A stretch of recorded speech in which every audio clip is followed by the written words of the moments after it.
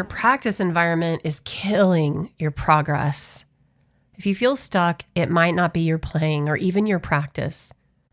It might be in your environment. Sometimes with a rigid setup, we unknowingly create a pressure-filled environment, or maybe with a practice setup that doesn't have a lot of choice to it. Maybe you're crammed in the closet practicing, or maybe you have 5 roommates who all get to be a part of said practice session. Maybe you're a parent with kiddos. Maybe you are busy and at the office so much that you have to take an escape break somewhere in the office to practice. Wherever it is, especially if it's not mindful, curated, or ideal, if it doesn't leave space for experimentation, or if it doesn't allow you to behave and feel in a way that's connected to your personality, your authenticity, your passions, your fears, your struggles, your pain, your humanness, then there might be something missing. If we haven't met, I'm EP Archer. This is Music Rebels Rising, where serious musicians break out of the patterns that bind them and finally create music that actually feels like them. What's something you can break free of to unleash your deeper connection to your music? What's something you could do today, right now? So what kind of practice space do you have? Is it small? Is it large? Is it medium? Is it ideal? If you closed your eyes and you created the ultimate practice environment in your mind, I don't know, maybe it's like a beautiful cottage, like from Bridgerton out in the country, and there's food whenever you need it, and clean sheets and clothing, and everything is taken care of, and there's gorgeous, beautiful grounds, and all your instruments, all your work of art, everything is around you. The people you love or the person you love is close. Maybe it feels like that.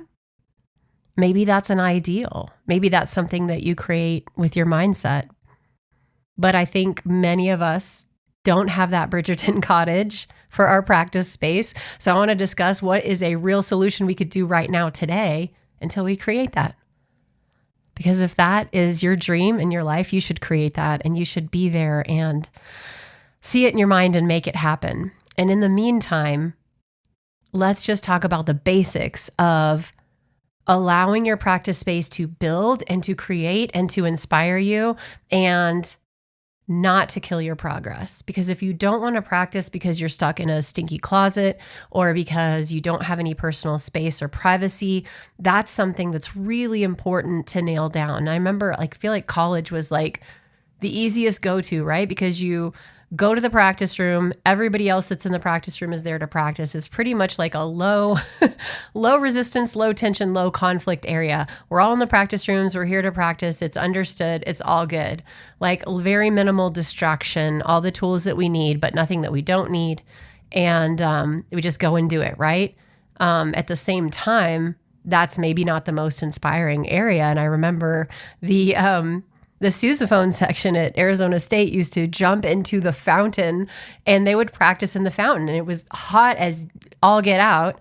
And they would just be standing barefoot in the fountain outside of the music building, like, playing their sousaphones. And I just thought how cool that is that they just utilize the environment in the best way that they could. That wasn't like a sousaphone designated practice area, right? But they said, here's the fountain. We're hot. We're going to stand in it. And there's probably something near where you are, where you live, where you practice, where you are, that could be your fountain to stand in. That could feel a little more cooling, a little different, a little more inspiring.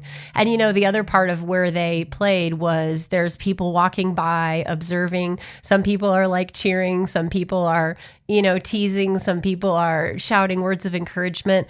But it is almost a mock performance space, right? You're getting that feedback. You're doing your deal in front of others, and you're communicating and connecting together. So the number one rule, of course, is it functional? It doesn't matter how small it is, or if you have what you need. If I play the piano, does my piano fit in the practice space, and can I move my arms and sit comfortably and use good posture to play that instrument?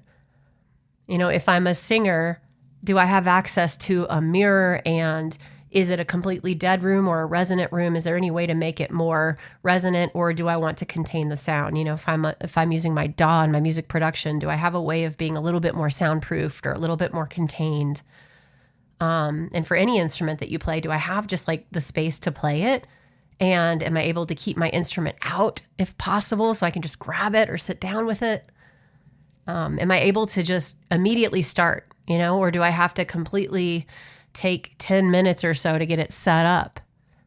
So the most ideal practice space that won't kill your impetus to practice and to play and to communicate and be with yourself is something functional, right? That's number one.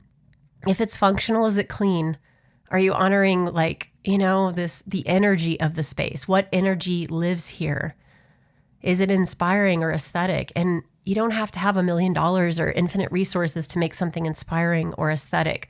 A simple quote that you write on a piece of paper, or a living plant, or a candle. And those kind of things can also create a ritual. If you get quiet, close your eyes and see that beach, or see that Bridgerton cottage, or see your ideal gig, or you performing, or your music being received or published, or improvising with the heroes of your dreams. If you see that, close your eyes and set the standard. If you just set an intention and you're there with yourself and you're present, and maybe you light a candle each time you practice, maybe you write something down. Maybe you record the first 5 minutes and the last 5 minutes.